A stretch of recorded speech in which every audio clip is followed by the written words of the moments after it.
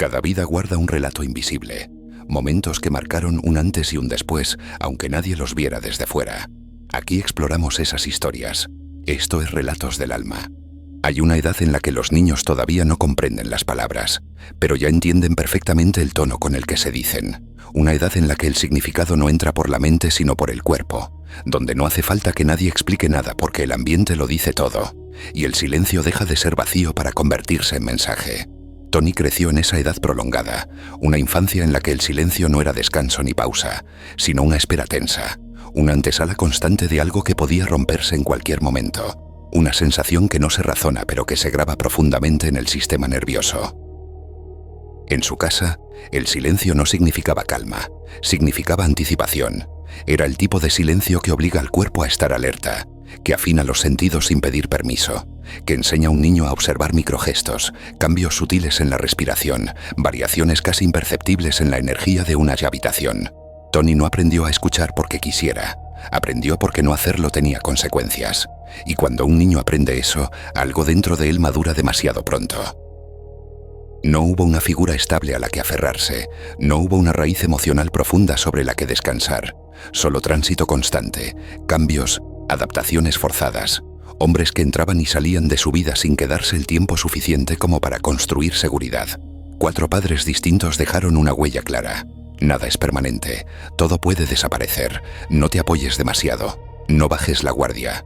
Y cuando esa es la información que recibe un niño, su cuerpo aprende a sostenerse solo, incluso cuando aún no debería hacerlo. Su madre lo amaba, pero estaba rota por dentro, no por falta de amor sino por exceso de carga, por demasiadas responsabilidades sostenidas sin apoyo, por un cansancio profundo que se anestesiaba con alcohol, con medicación, con intentos desesperados de seguir funcionando. Y cuando la persona que debería representar refugio vive desbordada, el hogar se convierte en un terreno impredecible, un lugar donde no sabes qué versión va a aparecer hoy, ni desde dónde tendrás que relacionarte con ella. Tony no podía relajarse del todo, no podía entregarse por completo al juego ni a la despreocupación infantil. Su cuerpo estaba siempre atento, siempre leyendo, siempre calibrando. Mientras otros niños aprendían a expresarse hacia afuera, él aprendía a replegarse hacia adentro, a observar, a sentir antes de actuar. Sin saberlo, su sistema nervioso estaba siendo entrenado de una forma brutalmente eficaz. Estaba aprendiendo a percibir estados emocionales humanos con una precisión que más adelante se convertiría en una de sus mayores capacidades. Pero en ese momento, nada de eso parecía un don. Se sentía como una carga silenciosa, como una tensión constante que no se podía explicar con palabras, como una vigilancia interior que nunca se apagaba del todo. Y cuando un niño vive así durante demasiado tiempo, empiezan a formarse una pregunta muda en su interior, una sensación que aún no tiene lenguaje pero que ya está presente. ¿Es esto todo lo que hay? ¿Siempre será así? Todavía no había llegado el día que lo cambiaría todo. Todavía no había aparecido la escena que reorganizaría su historia interna. Pero algo ya estaba preparándose en silencio, como si la vida estuviera acumulando tensión antes de un punto exacto, un instante concreto, una experiencia aparentemente simple que terminaría marcando una frontera invisible entre el antes y el después. Porque a veces el momento que define una vida no llega con ruido, ni con grandes anuncios, sino con un gesto pequeño, casi cotidiano, que solo más tarde revela su verdadero peso. Y ese momento estaba a punto de llamar a la puerta.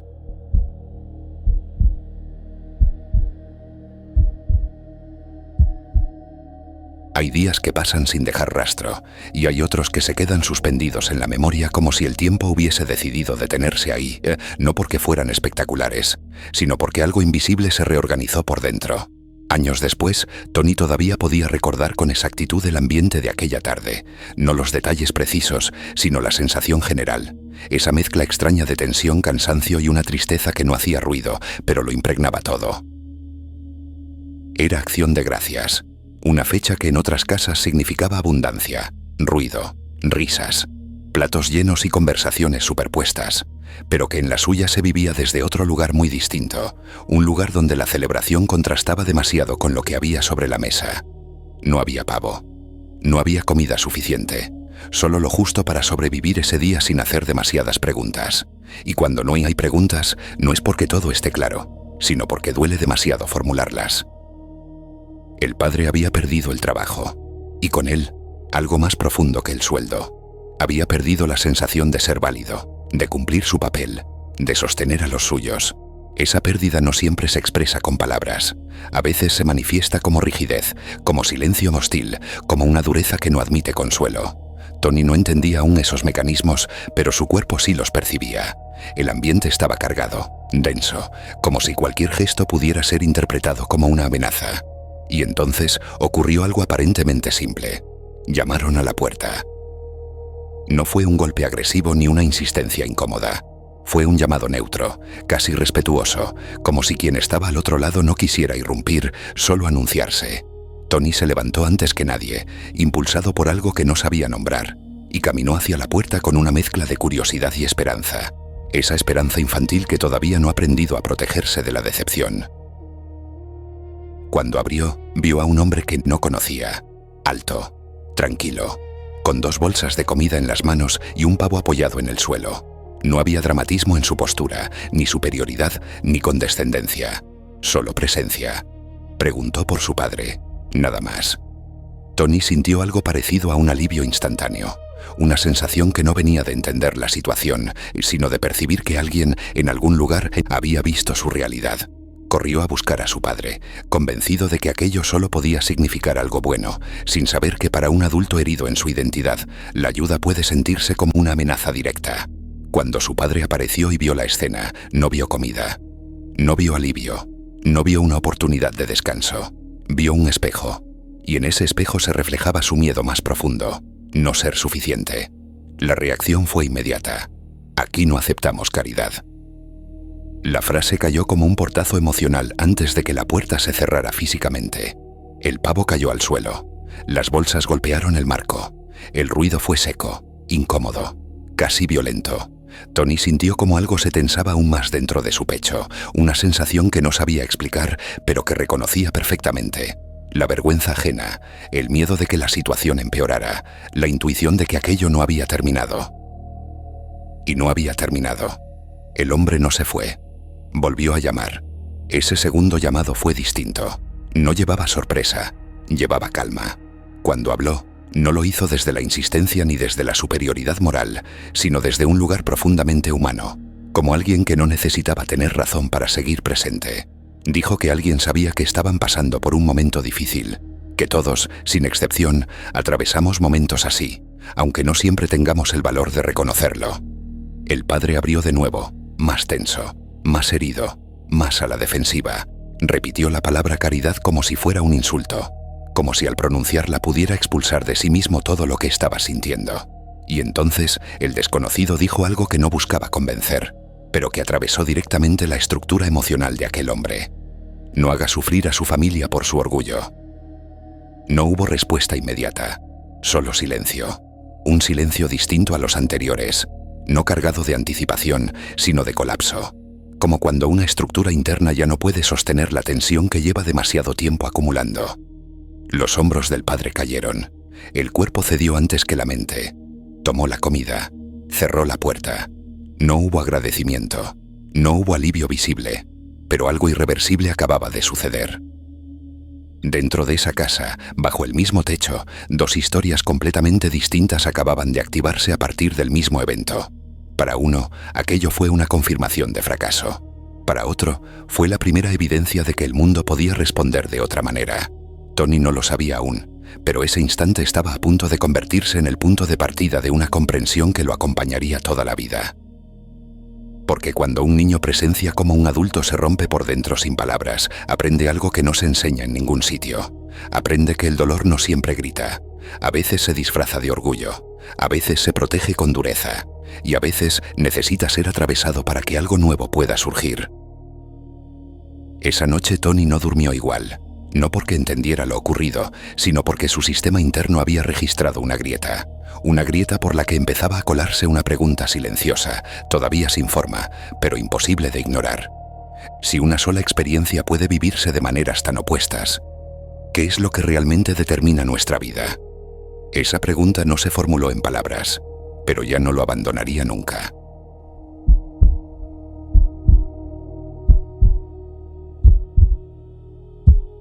Hay momentos que no se entienden cuando ocurren No porque sean confusos, sino porque llegan antes de que tengamos el lenguaje necesario para nombrarlos. Esa noche Tony no supo explicar lo que había pasado dentro de él, pero su cuerpo ya había registrado algo distinto. No era alivio, no era tristeza, no era rabia. Era una sensación más profunda, más silenciosa, como si una pieza invisible se hubiera desplazado ligeramente de su lugar, lo justo para que nada volviera a encajar exactamente igual. Durante días, esa escena regresaba a su mente sin pedir permiso. No el pavo, no las bolsas, no la discusión. Volvía una imagen concreta, la expresión de su padre cuando el desconocido pronunció aquella frase. Ese instante exacto en el que la rigidez cedió, en el que el orgullo dejó de sostener la postura, en el que el cuerpo se rindió antes de que la mente pudiera defenderse. Tony no lo sabía aún, pero había presenciado algo crucial, el momento en que una identidad se resquebraja. Comprendió, de una forma que no era intelectual sino visceral, que dos personas podían vivir el mismo hecho y salir de él completamente transformadas en direcciones opuestas. Para su padre, aquella visita había sido una herida más, una confirmación silenciosa de que algo dentro de él no estaba funcionando. Para Tony, en cambio, había sido una revelación.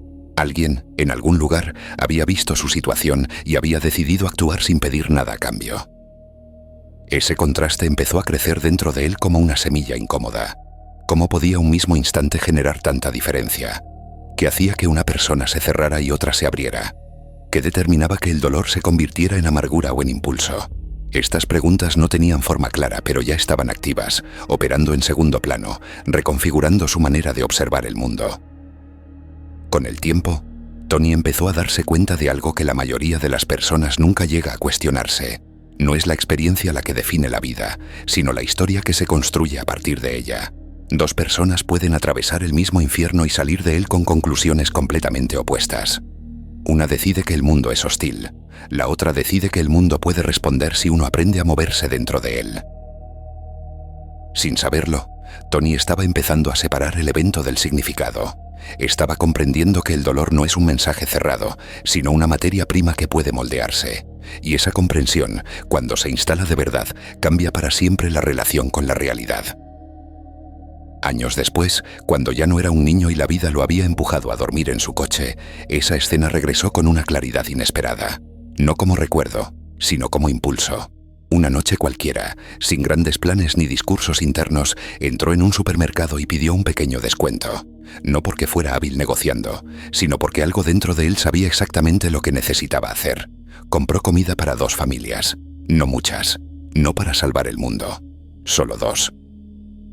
Luego llamó a una iglesia, no para presentarse, ni para contar su historia, ni para buscar reconocimiento. Pidió nombres de personas que necesitaran ayuda pero que nunca la pedirían. Personas que, como su padre aquel día, preferían sostener el orgullo antes que mostrar la herida. Personas invisibles, personas agotadas. Dejó la comida en la puerta, tocó, se apartó. No esperó agradecimientos, no dejó su nombre, solo una nota sencilla, casi anónima, como un eco de aquel desconocido que había cambiado su propia historia sin saberlo. En la nota no había promesas ni explicaciones, solo una idea clara. Todos atravesamos momentos difíciles y cuando puedas, haz lo mismo por alguien más. Cuando una mujer abrió la puerta y rompió a llorar, abrazándolo sin palabras, algo se reorganizó definitivamente dentro de él. No fue emoción pasajera, fue alineación, fue la certeza profunda de que aquello que había dolido tanto en su infancia tenía ahora un sentido distinto. No porque el pasado hubiera cambiado, sino porque su lugar en la historia se había transformado. Ahí entendió algo que marcaría todo lo que vendría después. El dolor no llega para destruirte, llega para activarte. Pero solo si decides escucharlo desde otro lugar. No desde la herida, sino desde la pregunta correcta. No desde el por qué, sino desde el para qué. Tony empezó a ver con claridad que las personas no fracasan por falta de oportunidades, sino por la historia que repiten internamente cada vez que algo duele. Algunos convierten el sufrimiento en identidad, otros lo convierten en dirección, y esa elección casi siempre inconsciente define mucho más que cualquier circunstancia externa. A partir de ese momento, dejó de preguntarse qué le había pasado y empezó a preguntarse qué podía hacer con ello. Y cuando una persona cambia esa pregunta, todo el sistema interno empieza a reorganizarse. La atención se desplaza, la energía se redirige, la vida responde de otra manera. Pero todavía faltaba una comprensión más profunda, una que no tenía que ver solo con ayudar a otros, sino con entender desde dónde se actúa realmente en la vida, porque no basta con hacer cosas, importa el estado interno desde el que se hacen. Y esa comprensión estaba a punto de revelarse.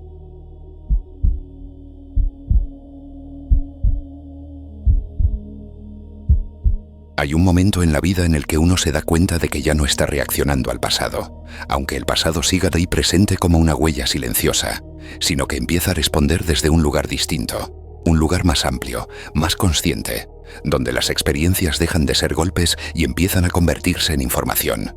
Tony llegó a ese punto cuando comprendió algo que no se enseña en ningún sitio, que no vivimos desde lo que nos ocurre, sino desde el estado interno desde el que interpretamos lo que nos ocurre. Durante años había observado a las personas, no desde la distancia fría del análisis, sino desde una cercanía profunda, casi corporal. Veía cómo dos individuos con historias similares tomaban decisiones opuestas, cómo algunos se encogían ante el primer obstáculo mientras otros parecían crecer cuando la presión aumentaba. Y poco a poco empezó a hacerse evidente una verdad incómoda. La diferencia no estaba en la inteligencia ni en los recursos, ni siquiera en la suerte. Estaba en el estado interno desde el que cada uno se movía. Cuando una persona vive atrapada en la supervivencia, su cuerpo sigue reaccionando como si el peligro fuera constante. El pasado no se recuerda, se revive. Cada decisión se toma desde la defensa, desde la contracción, desde la necesidad de evitar más dolor. Y en ese estado, por mucho que se intente avanzar, la vida se vuelve repetitiva, circular, como si uno caminara sin salir nunca del mismo punto. Tony entendió que eso era exactamente lo que había vivido de niño. No una mala infancia aislada, sino un entrenamiento prolongado en supervivencia. Y comprendió algo aún más profundo. Ese entrenamiento podía convertirse en prisión, o en base. Todo dependía de si seguía viviendo desde la reacción o si aprendía a crear desde la conciencia. Ahí apareció una distinción fundamental. Sobrevivir es responder. Crear es elegir. Sobrevivir es moverse desde lo conocido, incluso cuando duele. Crear es adentrarse en lo desconocido con una dirección clara, aunque de miedo.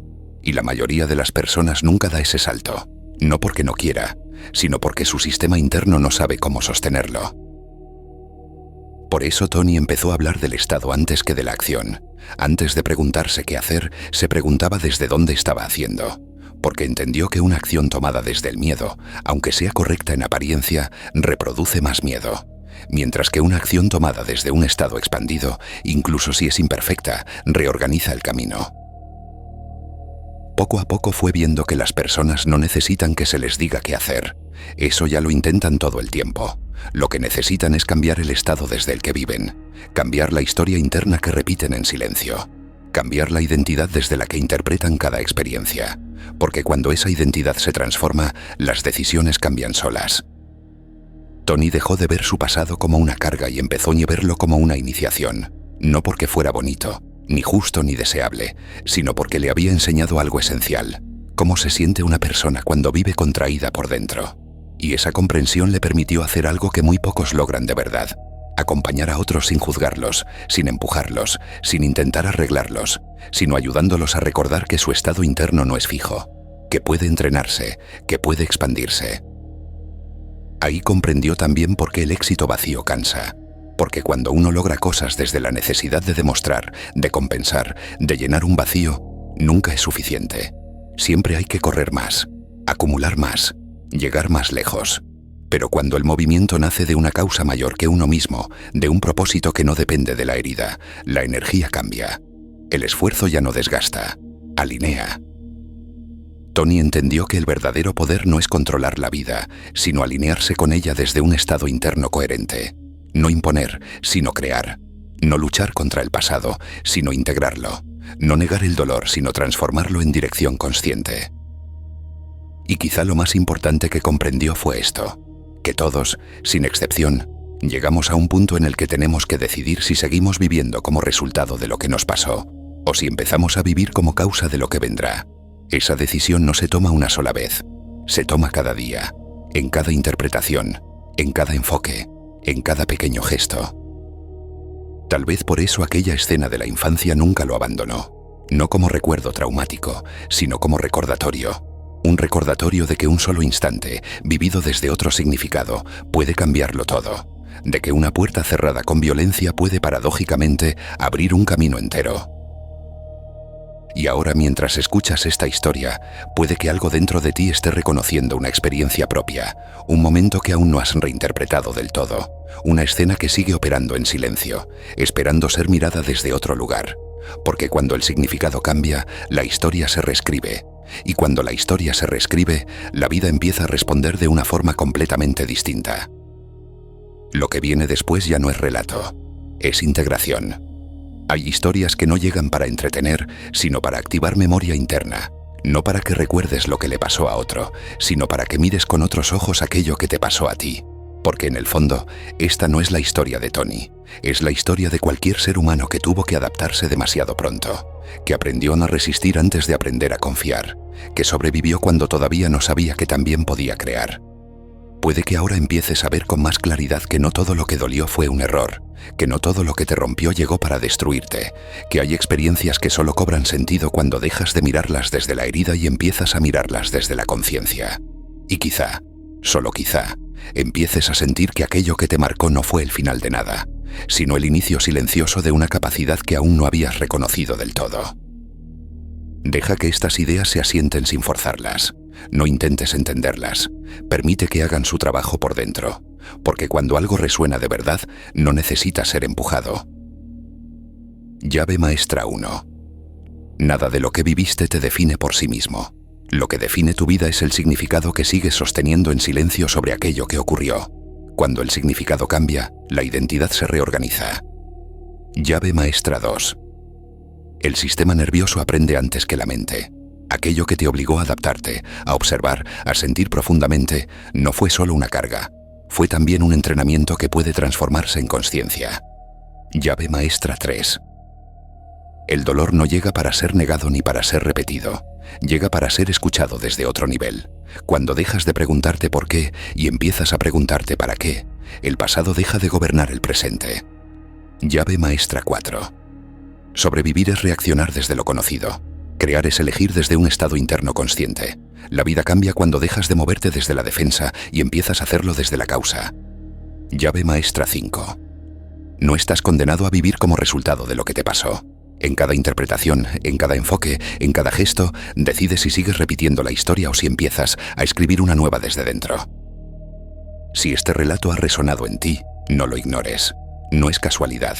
A veces, escuchar una historia ajena es la forma más amable que tiene el alma de recordarte algo propio. Si sientes que algo se ha movido por dentro, te invito a quedarte cerca.